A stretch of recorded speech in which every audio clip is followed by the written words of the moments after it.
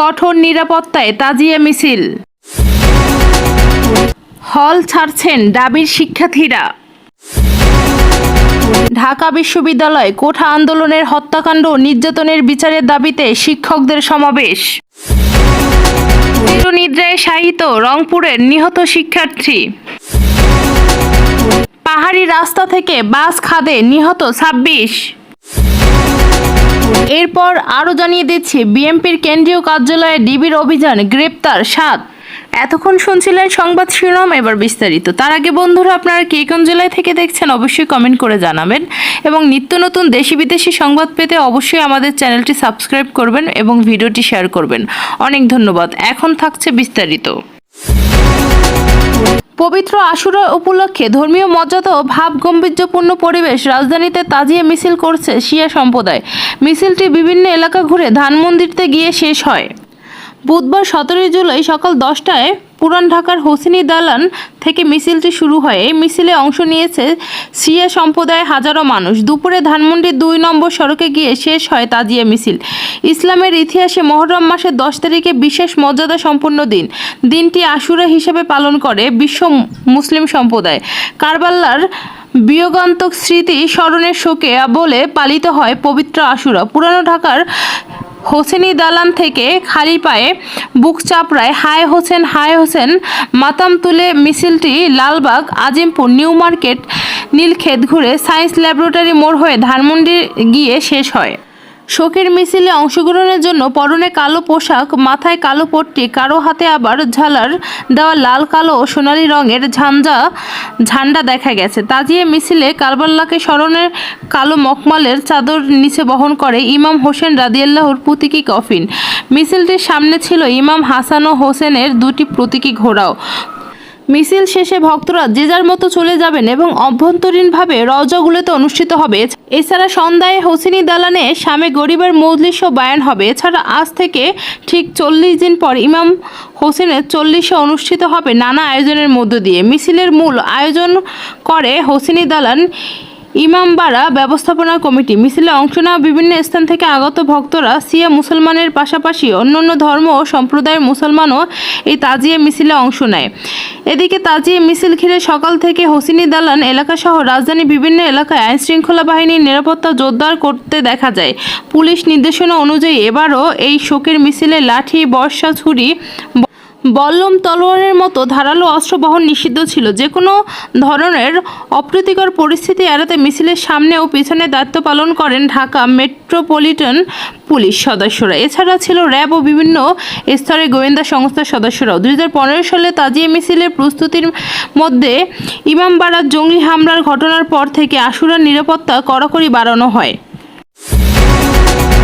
থমথমে পরিস্থিতির মধ্যে ঢাকা বিশ্ববিদ্যালয় আবাসিক হলের শিক্ষার্থীরা হল ছাড়তে শুরু করেছেন। শিক্ষার্থীরা তাদের প্রয়োজনীয় জিনিসপত্র নিয়ে হল ছেড়ে যাচ্ছেন। ঢাকা বিশ্ববিদ্যালয় অনির্দিষ্টকালের জন্য বন্ধ ঘোষণা করে সন্ধ্যা 6টার মধ্যে হল ছাড়ার নির্দেশ দিয়েছে বিশ্ববিদ্যালয় প্রশাসন। এর জন্য বিকেল 5টার পর ডাবির হল এলাকায় অবস্থান নিয়েছেন আইন শৃঙ্খলা বাহিনী। এ সময় পুলিশ মাইকিং করে ছাত্রছাত্রীদের হল থেকে দ্রুত বের হওয়ার জন্য আহ্বান জানান। পুলিশ বলেছে, বিশ্ববিদ্যালয় প্রশাসনের নির্দেশনা অনুযায়ী সন্ধ্যা 6টার মধ্যে সব শিক্ষার্থীকে হল ছেড়ে চলে যেতে হবে, তা না হলে পুলিশ ব্যবস্থা নেবে। এ বিষয়ে ডিএমপির অতিরিক্ত কমিশনার ও গোয়েন্দা শাখার প্রধান মোহাম্মদ হারুন আর রশিদ বলেছেন, সন্ধ্যা 6টার পর শিক্ষার্থীদের হল থেকে বের করে দেওয়ার জন্য বিশ্ববিদ্যালয় প্রশাসন আমাদের অনুমতি দিয়েছেন।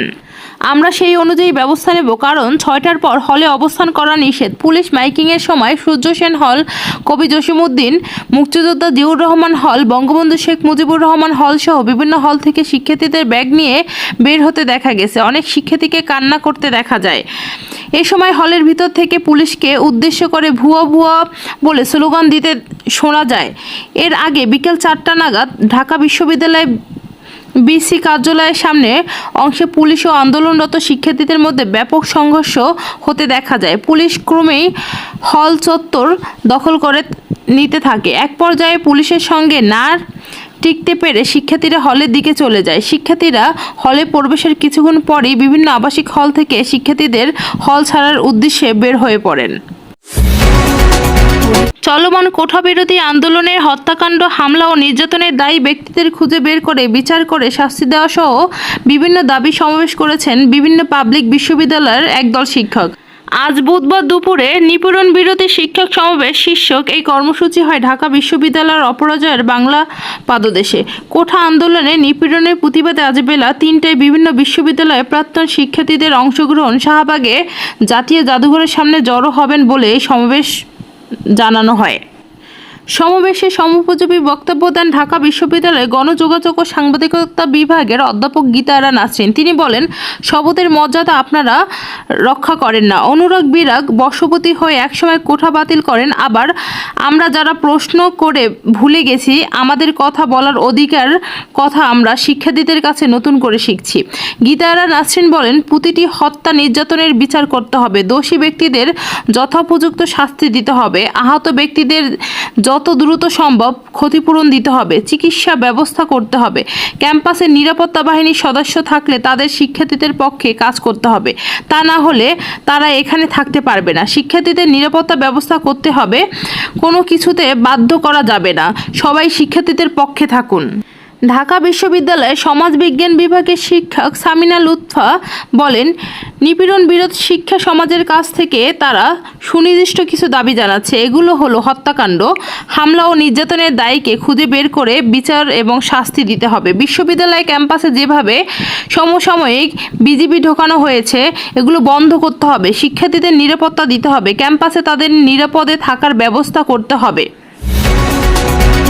রংপুরে পুলিশ ও ছাত্রলীগের সঙ্গে সংঘর্ষে নিহত কোঠা সংস্কার আন্দোলনের সমন্বয় কমিটির সদস্য ও বেগম রোকেয়া বিশ্ববিদ্যালয়ের শিক্ষার্থী আবু সাঈদের দাফন সম্পন্ন হয়েছে। বুধবার 17 জুলাই সকাল 9টায় রংপুরের পীরগঞ্জ উপজেলার মদনখালী ইউনিয়নের বাবনপুর গ্রামের জাফরপাড়া মাদ্রাসার মাঠে তার জানাজা অনুষ্ঠিত হয়। জানাজায় ইমামতি করেন আবু সাঈদের আত্মীয় মোহাম্মদ সিয়াম মিয়া। এ সময় মানুষের ঢল নামে। জানাজার পরে পারিবারিক কবরস্থানে চিরনিদ্রায় শায়িত হন আবু সাঈদ। মঙ্গলবার গভীর রাতে আবু সাঈদের মরদেহ তার গ্রামের বাড়িতে এসে পৌঁছে। এ সময় সেখানে এক হৃদয় বিদারক দৃশ্যের অবতারণা হয়। শোক আর কান্নায় এলাকা প্রতিবেশী ভারী হয়ে যায়। সেখানে অপেক্ষামান শত শত মানুষ ছিলেন। এদিকে ছেলেকে হারিয়ে কাঁদতে কাঁদতে শোকে পাথর হয়ে গেছেন মা মনোয়ারা বেগম। এলাকাবাসী জানান, আবু সাঈদের বাবা পেশায় একজন দিনমজুর। আর্থিকভাবে কোনো ছেলে মেয়েকে লেখাপড়া করাতে পারেননি তিনি, কিন্তু ছোট ছেলে থেকে আবু সাঈদ ছিলেন অত্যন্ত মেধাবী। পঞ্চম শ্রেণীতে ট্যালেন্ট ফুলে বৃত্তি, এসএসসিতে গোল্ডেন জিপিএ এবং এইচএসসিতে জিপিএ পান তিনি। পরে বেগম রোকেয়া বিশ্ববিদ্যালয়ে ইংরেজি বিভাগে ভর্তি হন আবু সাঈদ। তিনি নিজ চেষ্টায় পড়ালেখা করে এতদূর পর্যন্ত গিয়েছিলেন। বেঁচে থাকলে আবু সাঈদ জীবনে অনেক বড় হতেন এবং পরিবার সহ এলাকার জন্য যথেষ্ট অবদান রাখতেন বলে মনে করেন স্থানীয়রা। মঙ্গলবার 15 জুলাই দুপুরে রংপুর বেগম রোকেয়া বিশ্ববিদ্যালয়ে চলমান কোঠা বিরোধী আন্দোলনকারী শিক্ষার্থীরা মিছিল নিয়ে শহরের লালবাগ এলাকা থেকে ক্যাম্পাসের দিকে যায়। এরপর ক্যাম্পাসে প্রবেশের চেষ্টা করলে পুলিশ তাদের বাধা দেয়। এক পর্যায়ে পুলিশের সঙ্গে তাদের সংঘর্ষ বাধে। তখন পুলিশ শিক্ষার্থীদের লক্ষ্য করে রাবার বুলেট ছোড়ে। এ সময় সংঘর্ষে নিহত হন আবু সাঈদ। পাহাড়ি রাস্তা দিয়ে যাওয়ার সময় যাত্রীবাহী একটি বাস খাদে পড়ে গেলে 26 জন প্রাণহানি ঘটনা ঘটেছে। এই দুর্ঘটনায় আহত হয়েছেন আরও অন্তত 14 জন। বুধবার 17 জুলাই লাতিন আমেরিকার দেশের পেরুতে ভয়াবহ এই সড়ক দুর্ঘটনা ঘটে বলে এক প্রতিবেদনে জানিয়েছেন বার্তা সংস্থার এএফপি। প্রতিবেদনে বলা হয়েছে, মঙ্গলবার পেরুতে দক্ষিণাঞ্চলে একটি বাস গভীর খাদে পড়ে যাওয়ার পর কমপক্ষে 26 জন নিহত হয়েছেন বলে আন্দিয়ার এই দেশটির পুলিশ জানিয়েছেন। ভোরে এই দুর্ঘটনা আরও 14 জন আহত হয়েছেন বলে হাইওয়ের নিরাপত্তা কর্মকর্তা জনি ভালদেরামা জানিয়েছেন। দুর্ঘটনার পর তাৎক্ষণিকভাবে নিহতদের সংখ্যা 21 জন ও 20 জনের আহতর কথা জানানো হলেও পরে তা সংশোধন করে যথাক্রমে 26 ও 14 জনে বলা হয়েছে। এএফপিতে বলেছে, 40 জন ও বেশি যাত্রী নিয়ে দুর্ঘটনা কবলিত বাসটি রাজধানী লিমা থেকে আয়াকুচোর আন্দিয়ার অঞ্চলের দিকে যাচ্ছিল। পথিমধ্যে এটি প্রায় 200 মিটার উঁচু পাহাড় থেকে নিচে খাদে পড়ে যায়। এদিকে বাসের 2 চালক সহ আহত ব্যক্তিদের হাসপাতালে নিয়ে যাওয়া হয়েছে। উদ্ধারকারী দলগুলো দুর্গম এলাকার ধ্বংসাবশেষ থেকে মৃতদেহ উদ্ধারের জন্য কাজ চালিয়ে যাচ্ছে।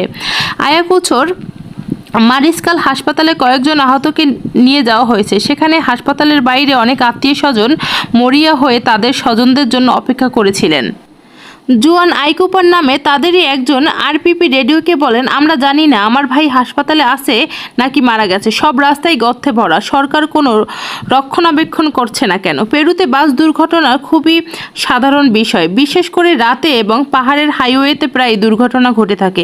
এছাড়া জোরালো বাতাস, পাহাড়ি রাস্তা, দ্রুত গতি এবং রাস্তার খারাপ অবস্থা, রোড সাইনের অভাব এবং ট্রাফিক নিয়মকানুন দুর্বল প্রয়োগের কারণে পেরুতে রাস্তায় প্রায় এইসব ধরনের দুর্ঘটনা ঘটে থাকে। গত বছর দক্ষিণ আমেরিকার এই দেশটিতে 87,000-এরও বেশি সড়ক দুর্ঘটনায় 3,100 জনেরও বেশি প্রাণহানি তথ্য নিবন্ধিত করা হয়েছে। গত মে মাসে একই সড়কে একই ধরনের বাস দুর্ঘটনায় 17 জন নিহত হয়েছিলেন। রাজধানীর নয়াপল্টনে বিএনপির কেন্দ্রীয় কার্যালয়ে অভিযান চালিয়ে ঢাকা মহানগর গোয়েন্দা ডিবি পুলিশ মঙ্গলবার দিবাগত রাত 12:30টার দিকে কার্যালয়ে প্রবেশ করেন ডিবির সদস্যরা। এ সময় ছাত্রদল সহ বিএনপির সহযোগী সংগঠনের 7 জনকে গ্রেপ্তার করা হয়।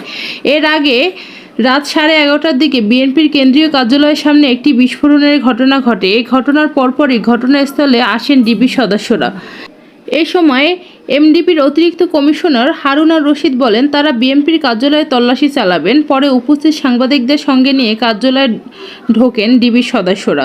অভিযান শেষে হারুন আর রশিদ সাংবাদিকদের বলেন, বিএনপির কার্যালয়ের ভিতর থেকে শতাধিক ককটেল, 5 থেকে 6 বোতল পেট্রোল, বিপুল সংখ্যক লাঠিসোঁটা ও 60টিরও বেশি দেশি বিদেশি অস্ত্র উদ্ধার করে। এ সময় ছাত্রদল সহ বিএনপির সহযোগী সংগঠনের 7 জনকে গ্রেপ্তার করা হয়।